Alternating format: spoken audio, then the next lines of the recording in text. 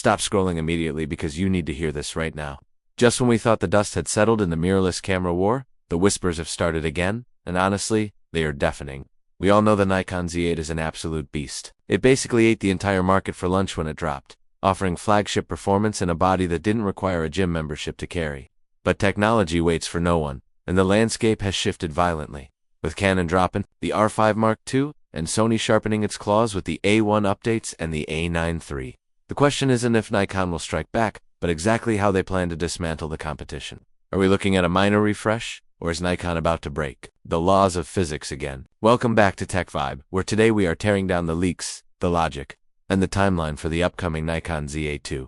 If you are thinking about dropping $4,000 on a camera in 2026, do not open your wallet until you hear what is coming next. Let's look at the battlefield because context is everything. The current Nikon Z8 is often called the baby Z9. It gave us flagship power without the bulk. But since the Z8's release, we have seen the rise of global shutters from Sony and insane eye-control autofocus from Canon. The Z8 is still a king, but the castle walls are getting stormed by newer, faster, and smarter technology. Nikon isn't just sitting on their hands. You have to remember that they recently acquired Red Digital Cinema. That is not a coincidence. That is a massive statement of intent. The Z8 II isn't just going to be a camera. It is likely going to be the first true hybrid monster born from that marriage between Nikon reliability and Red Cinema heritage.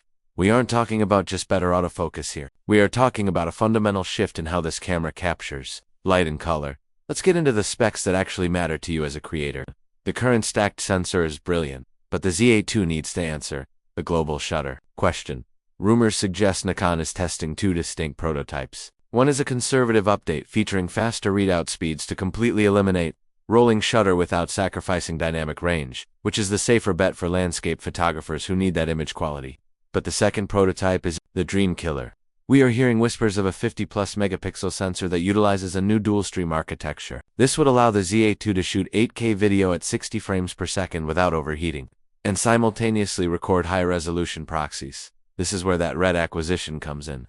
Imagine Red's proprietary color, science, and compression ratios baked natively into a Nikon body.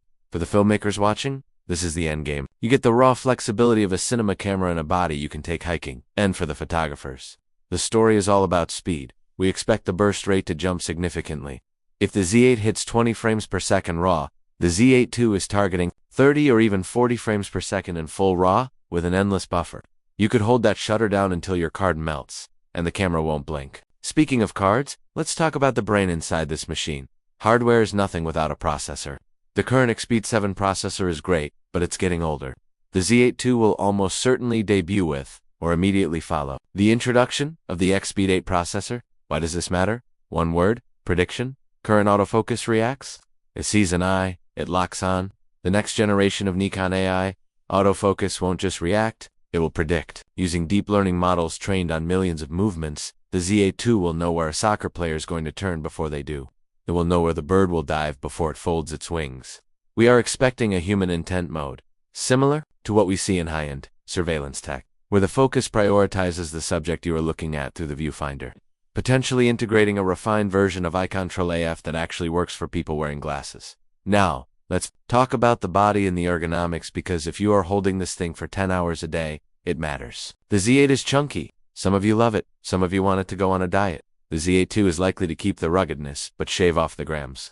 We are looking for a slightly more contoured grip, deeper and more comfortable for long shoots, specifically tailored for larger hands common in the Western market. But the biggest request we see in the comments is the EVF. The current viewfinder is bright, but the resolution needs a bump to compete with Sony's 9 million dot finders. We expect the Z8 II to feature a 5.76 million dot or possibly a 9 million dot panel with a 240 Hz refresh rate. When you look through it, you shouldn't feel like you're looking at a screen. You should feel like you're looking at reality. And yes, storage matters. SpecXpress Type B is here to stay, but don't be surprised if Nikon doubles down on thermal efficiency in the card slot area, moving the heat away from the memory to prevent those dreaded hot card warnings during long 8K shoots. Okay, let's pause the hype train for a second, because on this channel we value your trust more than clicks. I promised you authenticity, and here is the truth. Nikon does not release cameras just because we want them. They release them when the flagship, the Z9, moves forward. Historically, the flagship gets the new tech first. That means we will likely see a Nikon Z9 II before we see a Z8 II.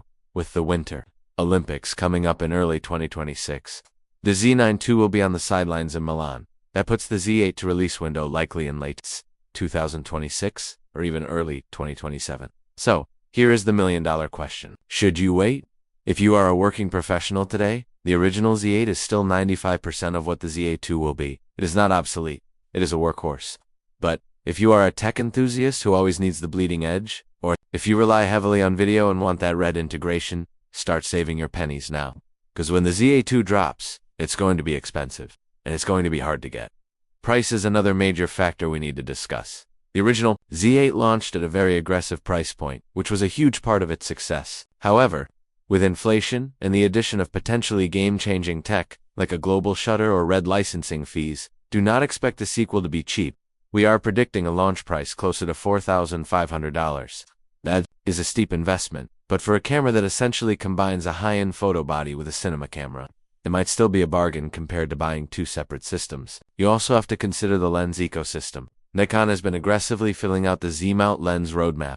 By the time the Z8 II arrives, we expect to see even faster primes and lighter telephotos that are designed specifically to resolve the resolution of this new sensor. The camera is only as good as the glass you put in front of it, and Nikon knows this. The Nikon Z8 II represents the next chapter. It's the moment Nikon stops playing catch-up and starts setting the pace again. It will likely force Canon and Sony to rethink their strategies, and that competition is good for us, the consumers. Whether you are Team Nikon, Team Canon, or Team Sony, the existence of the Z8 II pushes the entire industry forward. It forces innovation, drives down prices of older models, and gives creators tools we could only dream of 5 years ago. So, are you going to upgrade, or are you going to stick with your current setup? Let me know in the comments below because I read every single one of them. And if you enjoyed this deep dive, make sure you hit that subscribe button and ring the bell so you don't miss our full review when this monster finally lands in our studio. Thanks for watching Tech Vibe, and I will see you in the next